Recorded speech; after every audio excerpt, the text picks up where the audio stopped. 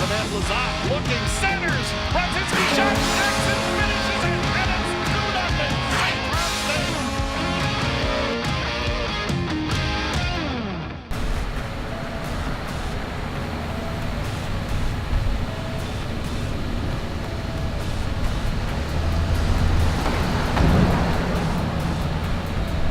The Hockey Weekend Preview. I'm your host, Madison Golden, and joining me today once again is Mick Hatten from therinklive.com. Thanks for coming on again, Mick. Hey, thanks for having me. And before we get into the Frozen Faceoff, let's touch a little bit on the Miami series, especially on Saturday's game in which St. Cloud State was able to regain the lead. What did you see out of them this past weekend?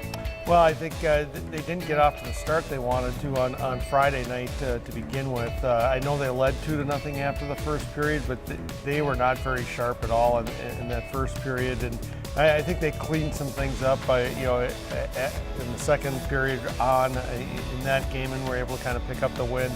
I thought they played much better actually overall on Saturday night, and yet they were down 1-0 after the first period, despite I think outplaying Miami for the majority of that first period. So St. Cloud State was able to kind of battle through some things. Jimmy Schultz kind of got kind of a fluky goal to kind of tie the game up at 2, and then Robbie Jackson had kind of a little bit of a controversial goal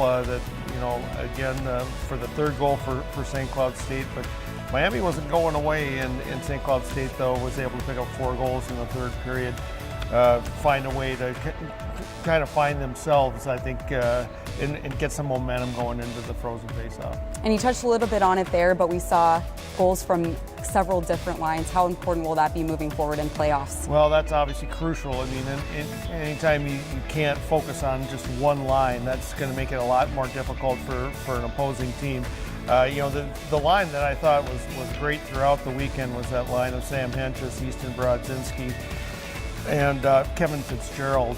They've only been together here a couple of weekends, but they seem to have found a little something there. Fitzgerald coming back from an upper body injury, and when he's in the lineup, there's just a different feeling with St. Cloud State. They're just a hair deeper, which is tough to be any deeper than St. Cloud State is, but when Fitzgerald's out there, he's a high energy guy. He brings a lot to the lineup for St. Cloud State. Absolutely. And now moving things over to the Frozen Faceoff this weekend, St. Cloud State set to take on Colorado College, a team that we've seen be hot kind of towards the end of the season. What are you expecting out of that game? Yeah, Colorado College 6-2 in their last 8 games going into this series. And they're coming off winning 2 out of 3 at Western Michigan, a very difficult place to play. The other thing that you note, 6 of those last 8 games have been 1-goal games. So expect a tight game when St. Cloud State is playing Colorado College. Colorado College has actually led St. Cloud State in all 4 games that they've played against them. Now, can they get over the hump? I mean, that's going to be the question for Colorado College. From a St. Cloud State standpoint, can St. Cloud State get ahead of them and stay ahead of them? They don't want to continually be in this thing where they're trying to come back on teams, particularly as now we're in the playoffs. That's not a place you want to be. I mean, St. Cloud State, when they score first, 18-1-3. So, I mean, they want to get out and get ahead on people. We'll see if they're able to do that this weekend. Absolutely. And then 2 other tough NCHC opponents down at the XL this weekend, Denver and Duluth. BC coming out on top of that one. Well, those 2 teams have had kind of a storied history here in the last few seasons. They faced one another 2 seasons ago for the NCAA tournament title, with Denver coming out on top. Denver had kind of had UMD's number there for a little bit, but the 2 teams have split 4 games this season, so I'm expecting a really close game in that one as well. For some reason, I think UMD being just a tad older, I like them a little bit better defensively, but both goaltenders in that series are extremely good and can win a game for either team. But I don't know. I'll take UMD like 2-1 in that game. And then finally, how important is this Frozen Faceoff tournament, as the NCHC is one of the toughest conferences, a lot of tough competition? How crucial is this heading into NCAA tournament?